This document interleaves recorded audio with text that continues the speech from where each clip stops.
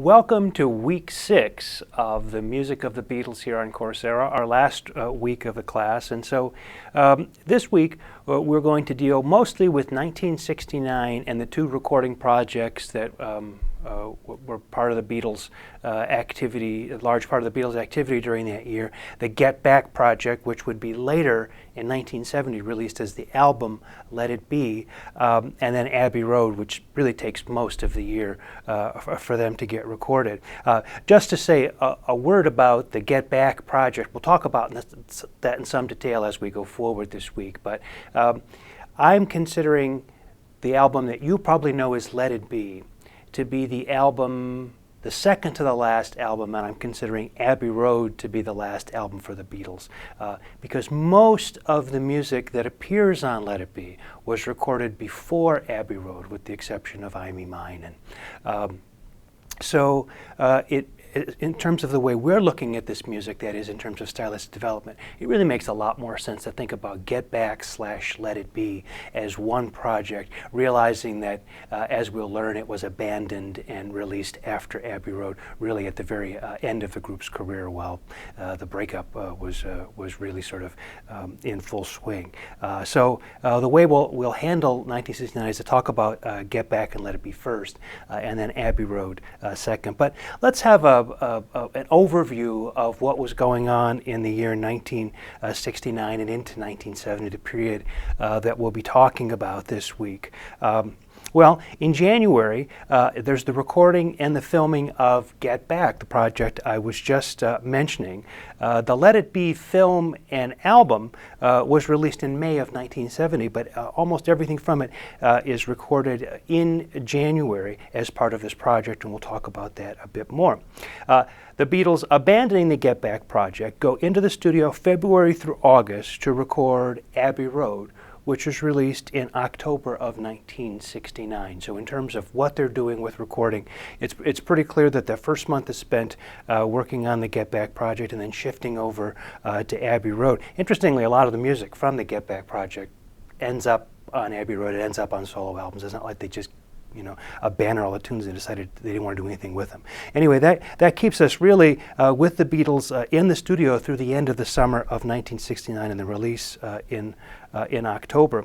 Well, in that time, of course, they were releasing a product, and so in April of '69, you get the song Get Back. The Paul song Get Back went to #1 on both sides of the Atlantic, with Don't Let Me Down being the B side of that. That one even went to number 35 in the United States. In May of '69, you get the Ballad of John and Yoko, a John tune, which goes to number 8 in the United States, number 1 in the UK. The flip side of that is Old Brown Shoe. In May of 1969, Alan Klein is named manager of the band, at least manager of 3 of the 4 Beatles, and we'll tell more of that story in a later video this week. In October of '69, about the time that Abbey Road is being released, the single Something is released, the George Harrison song, I think the first George Harrison song ever to be released as a Beatles single. Also, interestingly, one of the first times that the single released along with an album is actually on the album, too. Anyway, Something goes to number 4 in the UK, number 3 in the US, and the flip side of that is Come Together, which does a little bit better in the US than Something did. Come Together goes to number 1 in October of '69. Flipping over into March of 1970, going into the new decade, we have the release of Let It Be, the single, number 1 in the US, number 2 in the UK, with the flip side being You Know My Name.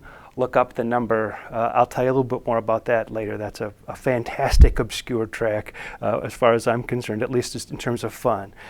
In April of 1970, Paul announces his official departure from the Beatles. He officially announces it, and then something like a week later, his own solo album, McCartney, is released. Because by the time Paul announced he was quitting the band, at one point or another, all of each of the three other members of the band had already quit once. So, so it goes. But anyways, that was pretty much the defining last nail in the coffin, you might say.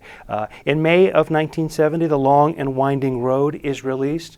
That track going to #1 in this country, with the flip side being For You Blue. There's a big ruckus over The Long and Winding Road, the way that it was produced by Phil Spector and the way it was released, much to Paul McCartney's dissatisfaction. We'll get into that story a little bit later in the lectures this week. Some of the main points we're going to want to hit on during this period that we're talking about, 69 into 1970, it may seem obvious, but one of the main points of this is that the Beatles are in fact drifting apart.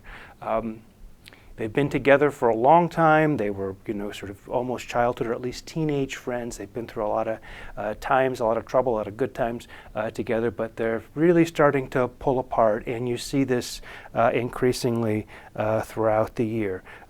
The story that's often told is that Paul tries to keep it together. I don't think anybody that any of the Beatles have ever contested that Paul tried to keep the whole thing together. But he was also perceived as being kind of bossy by the other guys.